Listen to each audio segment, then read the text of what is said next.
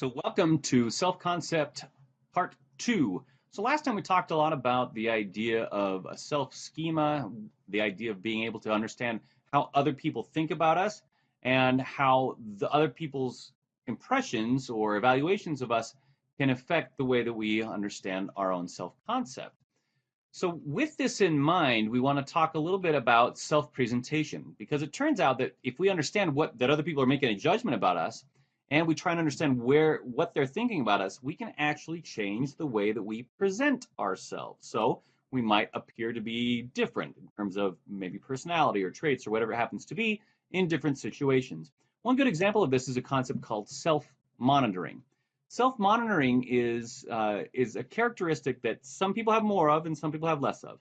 But in self-monitoring, somebody is presenting themselves differently in different social situations. So that means that, for example, somebody might present themselves as very rebellious and a big risk taker when they're with their friends, but very obedient and docile when they're at church, right? Something like that.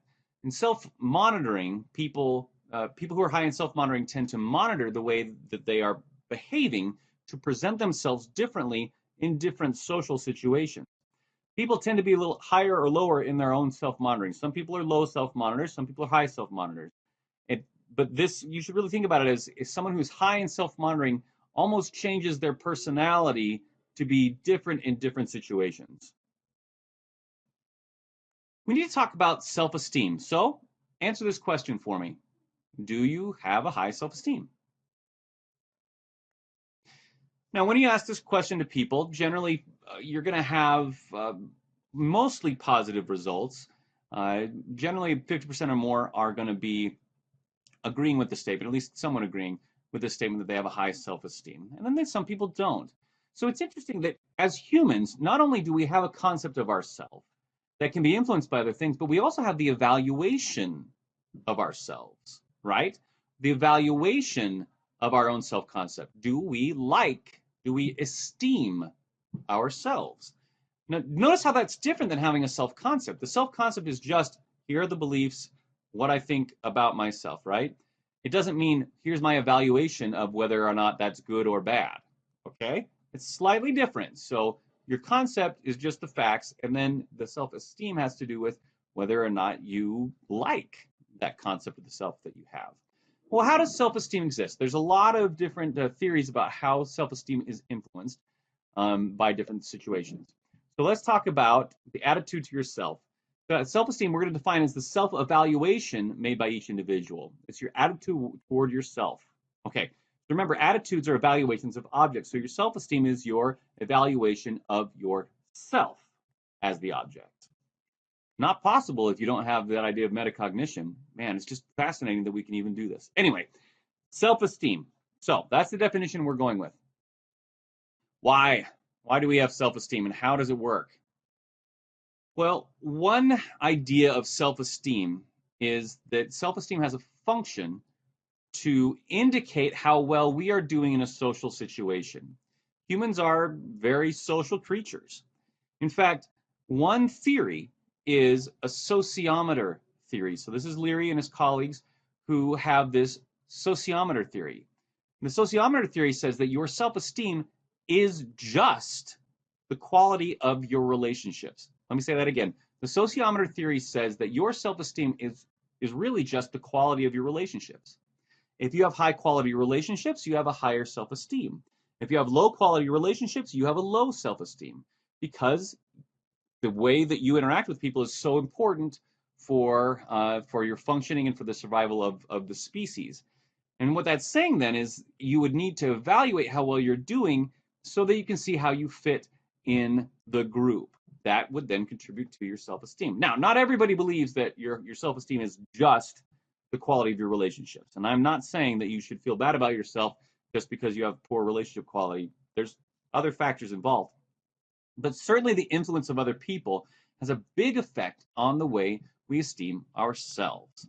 One other thought of why we would have a self-esteem would be to ensure self-preservation. It's the idea that we need to be able to survive individually. Terror management theory is an entire theory that says that we react based off of the understanding of our own mortality, right? The understanding that we are all going to die at some point, and that incites terror, right? So we need to be able to manage that terror and be able to adequately maintain our own survival. Being aware of that problem is it can be functional in terms of keeping away from danger, but then self-esteem helps us in order to kind of deal with the terror and be able to self-preserve because we like ourselves. All right. Are you who you want to be? Okay, besides the idea of whether or not you like yourself, part of that equation has to do with, am I who I want to be, right? So a self-concept is, here's my beliefs about myself. Self-esteem is your attitude about yourself, right? How much you like or dislike yourself. And then there are other standards or comparisons that you are creating. Now, these don't necessarily have to be social comparisons that I'm talking about. When you say, I am who I want to be, you normally have a standard in your mind of who you want to be, right? Some sort of standard. Now, that can come from social sources, or it can come from non-social sources as well. However, we know that social has a lot to do with it. So when we ask this, a lot of people react positively, right? So over 50% tend to tell us that they are who they want to be, but then there's a good chunk of people who are not who they want to be. Now, what does that mean? Well, this gets us into self-discrepancy theory. Self-discrepancy theory is the idea that not only do you have kind of a self-concept of who you are, but you also have part of that idea of yourself includes who you ought to be and what your ideal self would be. So what do I mean by that? So what this is saying is that we're going to separate your concept of yourself to the actual self, your ought self, and your ideal self. And then all of these are going on simultaneously when you think about yourself. Your actual self is how you really are right now. Your ought self is what you feel like you should be. And your ideal self is what you actually want to be. So normally it's the ought self that comes from other people. So let's say that I am really concerned about, I'm thinking about myself. So my actual self, let's talk about just maybe like physical appearance. So my physical appearance is that I feel like I'm homely, right? Homely means not very attractive, right? My ought self is that I shouldn't be worried about whether or not I'm physically attractive. The ought is I should just be a good person because, my mom tells me that I should be a good person, or my culture tells me that I should be a good person, right? So don't worry about what you look like. Just worry about how good you are. But then my ideal self, which is in contrast with this ought, right? So yeah, I ought to not worry about my looks, but ideally I would be like super hot bombshell. That's what that means. Super hot. I would be super hot. So how I am now, I'm homely. What I should be, I should just be good. What I would really like to be, super hot. Do you see the difference between those self-concepts, right? The idea of where I am now, what I would ideally like to be, but what I ought to be in the view of other people, whether that's my family or other culture, other members of my culture, can really have an influence of the way that I see myself and the way that I evaluate myself. So let's ask you this. Give me an example of each of these for yourself. Tell me how you feel like you actually are, what you feel like you should be, and what you feel like your ideal is. Now, according to self-discrepancy theory, when these can line up, that's when you have a much more balanced idea. It's more healthy for you. There's less tension, etc. If your actual can be the same as your ideal, especially, but also with your ought, right? If you can be all three of those, if they can be the same, then you're going to have less discrepancy, less dissonance, and less problems with the way that you go through your life. Self-enhancement. There are two big drives that people have regard to their self. The first is self-enhancement. The other is self-verification. Self-enhancement means that you want to think good things about yourself. So think about that self-concept, that self-schema. You want that to include a lot of positive stuff. And this is a drive for really everybody. Everybody wants to think good things about themselves. Now, you know that some people honestly do think, oh yeah, I'm the best, and they're great, right? Most people, though, definitely want that and often do think certain things are good about themselves. But there are some people who actually don't believe that they are good, that they have positive traits. So self-enhancement is just I want to believe good things about myself. That's the self-enhancement drive. But the self-verification drive is that I want to be correct about my evaluations of myself. So if I want to be awesome and I think I'm awesome, then those two drives are compatible, right? So I think I'm a genius and I want to think good things about myself. Thinking good things about myself, that's the self-enhancement drive. What I actually believe, that I'm a genius, that's the self-verification drive. Those are in concert. But what we're really doing is everybody is going through pieces of information, trying to find evidence that I'm good, but they're also looking for evidence that they are correct about their evaluation. So this becomes a conflict when somebody wants to think good things about themselves, but doesn't. Let's say that I think that I am worthless, that I'm bad, etc. Then my self-enhancement drive still wants to think good things about myself, but my self-verification drive is looking for evidence that I am not a good person because I want to be correct. I want to be liked. That's the self-enhancement idea. I want to be good, but the self-verification drive is I want to be correct about my own evaluation. So if I want to think that I'm awesome, but I think that I'm awful, then those two drives are going to be in conflict with each other and can create a lot of problems. Self-enhancement, though, let's talk about self-enhancement specifically for a little while. We do several things to try and enhance our concept of ourself. We are biased. We're biased to think that we're awesome, right? You are biased to have a lot of good, awesome ideals about yourself.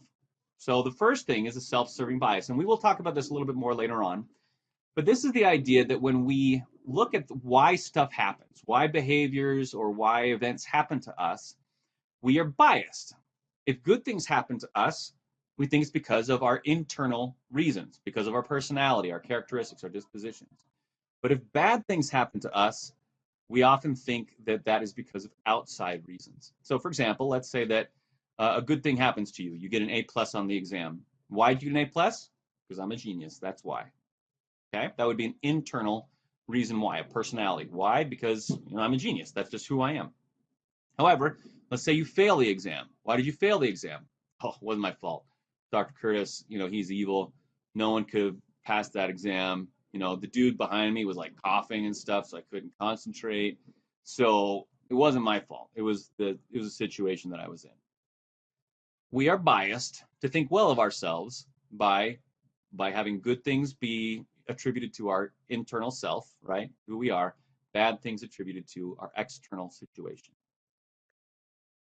Self-handicapping is another form of self-enhancement. Self-handicapping is when we actually do things, maybe it's not consciously, but we actually do things that would undermine our performance. Now, this is weird. It's behaviors that are designed to sabotage your own performance.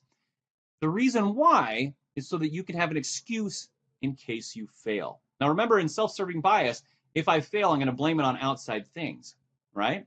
Well, self-handicapping is that we actually do stuff so that we can blame the failure on outside things. So let's say that you have an exam the following day, and you just go out and you end up playing video games all night long the night before your exam. Okay, the behavior that has hurt you, that's going to sabotage your performance, is playing video games all night the night before the exam, right? But what happens is if you fail the exam, you say, oh, it wasn't my fault. My roommate kept me up all night the night before the exam, and I had to play video games. It was their birthday, whatever it happens to be. So it's not my fault. What you're doing is you've created for yourself an external reason for your failure. However, if you succeed, what if you get an A+ on that exam, even after you spent all night on playing video games? Well, then you can say, hey, not only am I a genius because I got an A+, but I'm a super genius because I got an A+, even though I spent all night long playing video games. Self-handicapping is when you give yourself an excuse for failure, or at least you try to. A big problem, though, well, we'll talk about this in just a second. So first, answer this question. Have you self-handicapped before in your life? So when you're answering this question, you should be thinking, hey, have I done something that could be blamed for failure in the future, right? So exams are just easy examples for this, but it doesn't have to be an exam. If you do something that could undermine your performance later on and you can blame your failure on that, that's self-handicapping. Now here's the problem. Here's the problem with self-handicapping. Turns out that the more you handicap yourself, the less likely you are to succeed. So while you might still be able to blame it on your roommates, you still get the F and you still have to retake the class. So it turns out in the long run, it's not a very good strategy for self-enhancement. Another mechanism of self-enhancement, basking in reflected glory. One way that we think well of ourselves, remember we want to think awesome of ourselves, that's self-enhancement.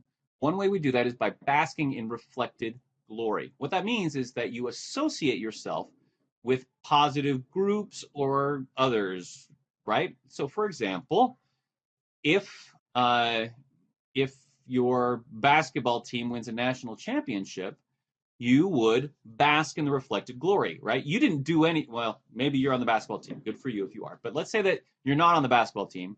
You just go to the school. They win the national championship. You feel good about yourself because you say, hey, oh, yeah, this is my team. We won. Look at us. We're great. The glory is reflected, right? The basketball team had the glory, but you're basking in the glory that's reflected on you because you're a member of the school. Got it? Basking in reflected glory. You really didn't do anything, but you're associating yourself with things that are positive so that you can share in or you can take some ownership in the idea that this is part of yourself, right? This group that has a lot of glory is part of you. Okay, we need to talk about the ideas of self-regulation and self-control, okay? So in order to do this, we need to talk about the idea of self-regulation. Now, when you're regulating yourself, what we're talking about is your ability to use resources to get what you want. Okay, regulating your behaviors. Okay? In self-regulation, you have a standard, what you want to achieve. You have to monitor your progress to see how well you're doing. So don't think about this as self-monitoring. That theory is a different theory, just monitoring your progress towards a goal. But then you also have the capacity. You have to figure out what is the capacity that you have to actually get what you want. So let's say, let's give an example. The standard is I want to get an A in the class. All right. If that's your standard, then what you got to do is be able to monitor how well are you doing in your efforts at getting an A in the class. So you do this by looking at your grades. You do this by kind of testing how well do I understand the concepts, by maybe practicing on an exam review, that kind of thing. But the capacity is how well can you actually get what you want? Can you actually put the effort in to achieving the goal? Now with this, we need to talk about a concept called ego depletion. Ego depletion is the idea that we actually have a limited capacity for, let's call it willpower, that ability, that capacity to get what we want, okay? And that capacity is based off of your actual like resources, meaning like glucose. We're talking about like sugars in your bloodstream, that kind of an idea.